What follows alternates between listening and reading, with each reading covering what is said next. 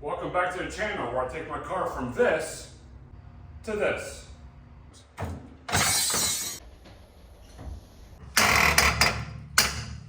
I'm trying to film, now he's weed whacking. Do it look like it's hot in here? Breaking free, or is that it just breaking? We can't contain the fuel leak on the car.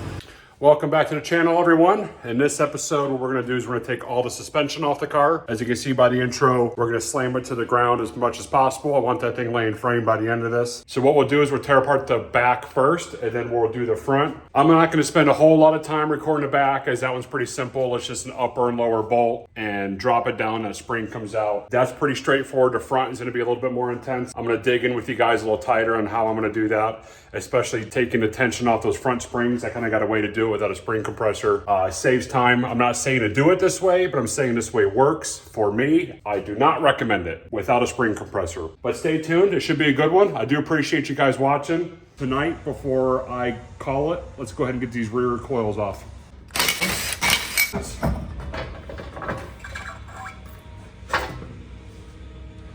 So I believe there's a 3/4 nut underneath the spring perch that you can't really see because you're on the other side. See if we can break this thing loose. Getting the spring out might be a little dangerous.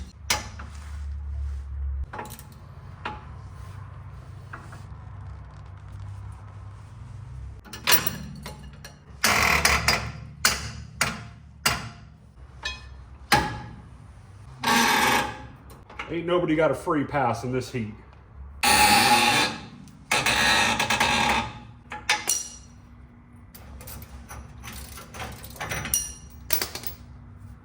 Spray some of that good stuff on this one.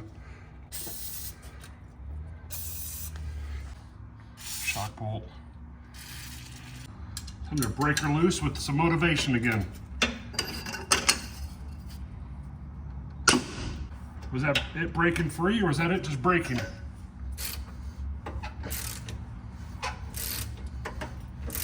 There we go.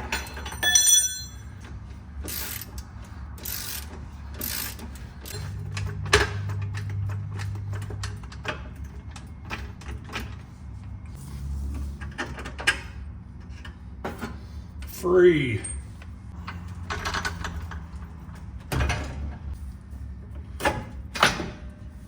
There it goes. Springs up.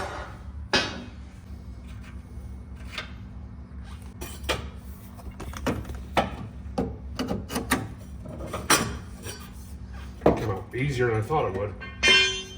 Bump stop. But we're gonna eventually take that off. Hell, if we're here, might as well do it now, right? Do it look like it's hot in here? This might be the hottest place on earth right now.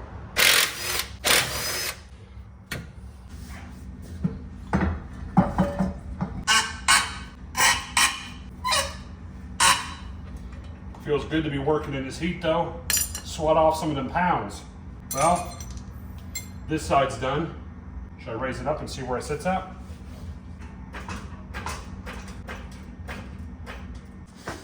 I'm excited to see where this thing's gonna sit. Got some camber on it because that side's laying down. So the whole axle's doing this. So that wheel will straighten up once I do the other side. But let's go ahead and knock her out.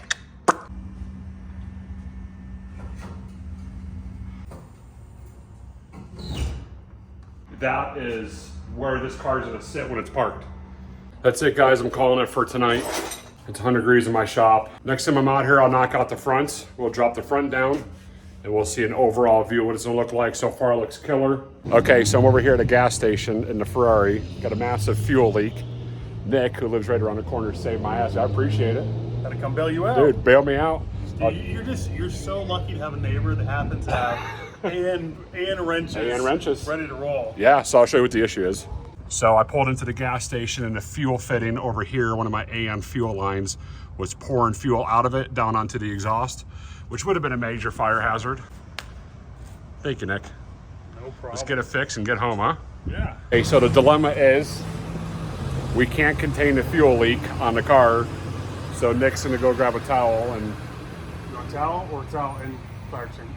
Fire extinguisher either way. Towel and fire extinguisher, I think. Yeah. And we're gonna wrap the fuel line in a towel a dozen times to try and keep it from hitting the engine bay, and I only live just a few minutes from here, so we're gonna try and contain it that way. I'm all about danger, dude. No, yeah, I believe it. I'm gonna get a towel. All right, Nick. BRB. BRB, LOL. All right, man. I'll see you in a few minutes. Wolf, Clopter. You want a Pepsi Nitro?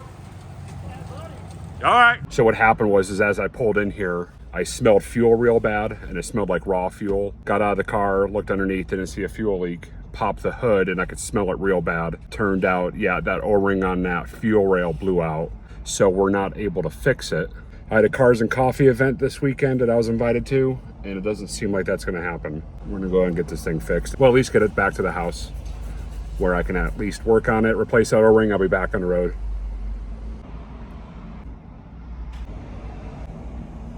And there's a few sketchy people eyeballing me in my car as I'm broke down at the gas station. I will start it and I will fly out of here if I have to, fuel leak or not. I just watched Walker, Texas Ranger, so I'll fight if I have to. This is how we fix things at the gas station with camouflage duct tape and microfiber towels. We just wrap up fuel lines. Now what I'm thinking is if I wrap the fuel line, it won't keep the fuel from spraying, so it'll probably go straight down. So if I have this, yeah, maybe. I was literally thinking about bringing a bucket, but I'm like, I don't have a bucket that will fit right there. You know what actually works really good for catching fuel here is a cap for like a spray paint can. Because when I was that would have been pretty adjusting my fuel pressure, and I had the fuel line off the fuel pressure regulator a bunch of times, I had to do that. It's shallow enough to fit under there. No risk, no reward in it, right? Something like that. Well, I got the fire extinguisher, so at least it won't spray. It won't spray anymore. Keep propped up a little bit. It's all right. You do. I'm not. There's no right answer, I don't think. We will catch fire and we'll go up in blades of glory. Yeah, beautiful. So I'll give you a little push start. This is probably the most Italian thing I've seen you do, actually. This is very Italian. Yeah. This is very so Italian. I'll give you a little push. You can get in. I'll just push you. Yeah. When you need it, it fails. Just keep my phone, Nick. Just keep it. It's mine now. That's good now. Get in. I'll see you at home. Yep.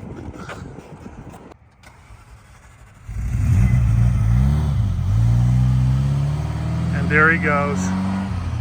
Spraying fuel everywhere. Well, thanks, Nick. I owe you big time. You have fun. You know what? I got a Pepsi Nitro for you waiting in my car. I'm gonna crack this baby open tonight. Once again, Nick saved me. Take a good look at this, because in about 2 hours, it's not gonna look this pretty. So now that I gotta work on the driver's side, get that side all done, I'm gonna remove all these, put all these back over there, give me some room, give me some more width. That's something that I'm gonna have to figure out here in the near future. Space in the back of this RV bay. It is really wide, but I've got something on one side, which is kind of narrowing it up. I'm gonna take you through how I'm gonna do the driver's side. I already did the passenger side. I'm gonna do step by step on what I'm doing on the driver's side though.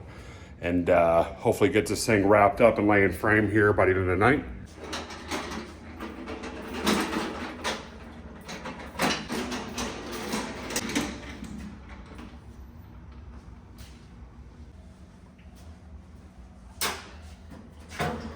This one, guys, is actually about to go up for sale.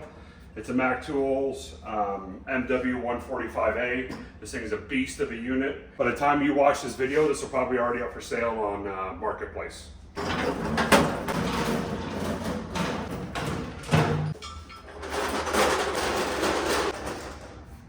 Look at all that extra room.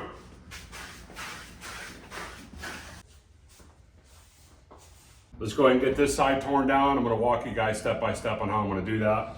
Hopefully by the end of this video, this thing will be completely sitting on all fours, slammed to the ground. But yeah, let's go ahead and start getting it torn down, guys. The interesting part is this was already loose, which means somebody was probably about to tear this thing apart anyway. I'm gonna loosen up that nut just a little bit. I'm actually gonna spin that nut around. Because it's a castle nut, you can get a cotter pin in there. So I'm not gonna hammer on that edge, I'm actually gonna flip it around. So when I hit on that joint, I'm gonna hit on this side versus this side, because this side's weaker. I'm gonna flip it around. Now I'm not gonna tighten it up all the way, about half.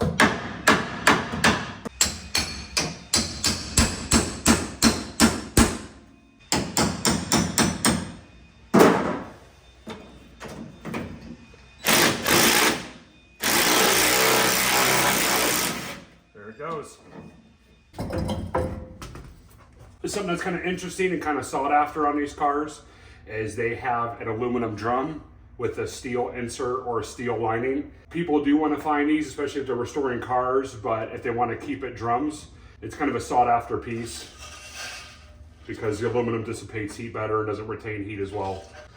So there's some lube on this one, and then one on the back side, and also a couple other parts that thing holds together. Sway bar, shoot some more stuff again, hopefully.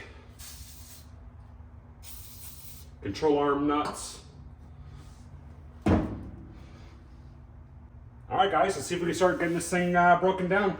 First thing I want to do, since it was kind of the hardest last time, was I'm going to undo the sway bar. That took the most time. And then I'm going to slip the whole sway bar out of there because the sway bar will get in the way. You'll see what parts it'll get in the way of if I don't remove it.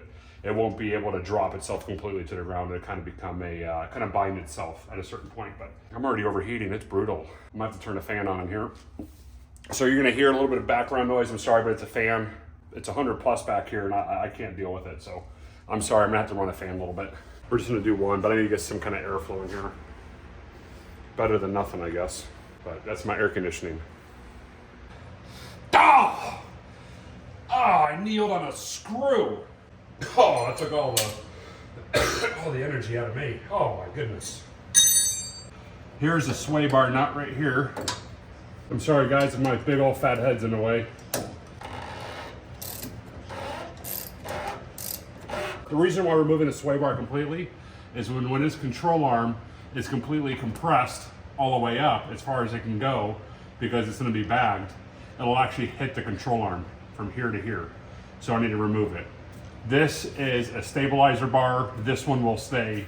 This one has got to go. And yes, this one will actually articulate higher than the sway bar ever would. Goodbye, sway bar. We do not need you anymore. Since I'm here, I'm going to undo this one. This is the nut for the stabilizer bar on this side. There's also a bolt and a nut on the other side.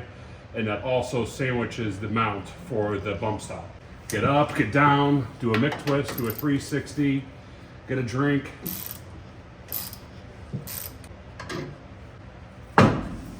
Here's the one on the other side. You know, surprisingly, for as long as this car's been sitting, and how old it is, everything's coming apart pretty easy.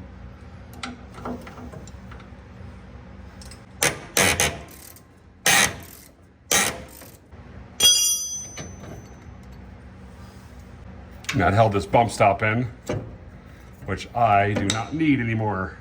No time for what I was dreading the most. I gotta undo these two bottom bolts for the shock. There's two bolts down here.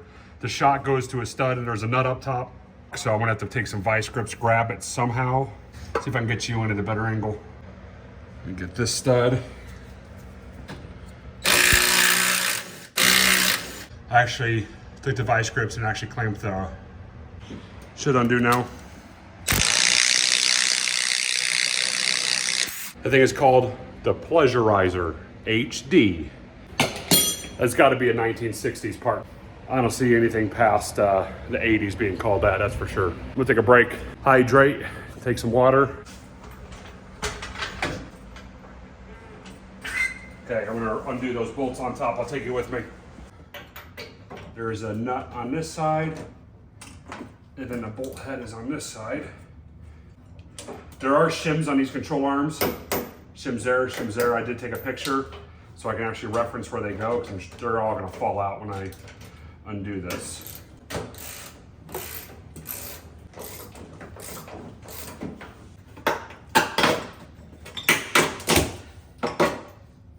Oh my gosh, that was a rare part. Don't do that.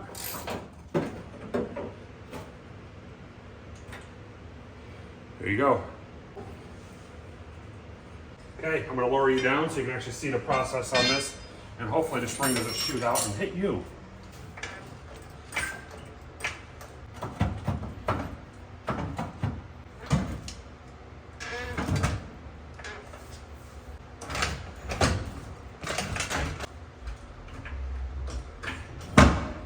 Keep your arms inside the windows at all times. All right, guys, took a little break. Took about a 10-minute breather. Got the sway bar out. That wasn't too hard. Took about 20 minutes. Okay, so the whole front suspension has been torn down.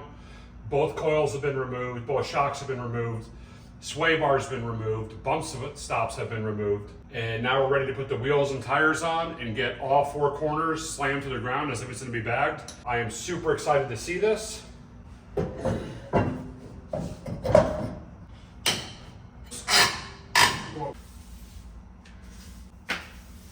How does it accumulate so much dirt when it just sits?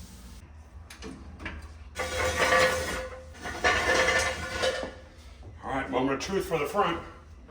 Here we go.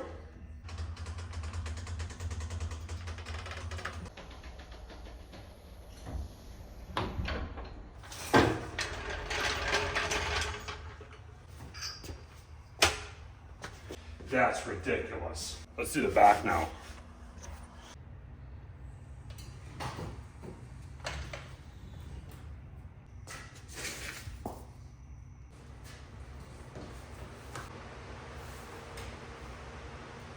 That's it. That's full dump. I can't get any closer than that. On the ground. Zero modification to their frame and body. That's what I love about these X-Frame cars. They lay frame with zero work.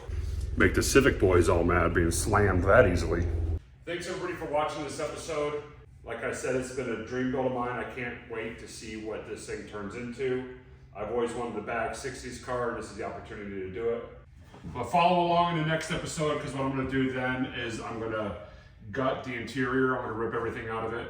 I want to see exactly the condition of the floors. Floor seems super solid in it. I don't think there's an issue there. Even from under the car, everything looks solid. But I need to get everything out of there, as it's pretty disgusting. I'm going to start tearing into it. I don't know if I want to pull the dash quite yet, but I want to get air conditioning back in this car. It does have everything plumbed in for it. If you can, please like this video. Please subscribe. That's a big help, and I do appreciate it. Thanks everybody for tuning into this episode. We'll catch you in the next one, and we'll start diving into the interior. Thanks everybody. See ya.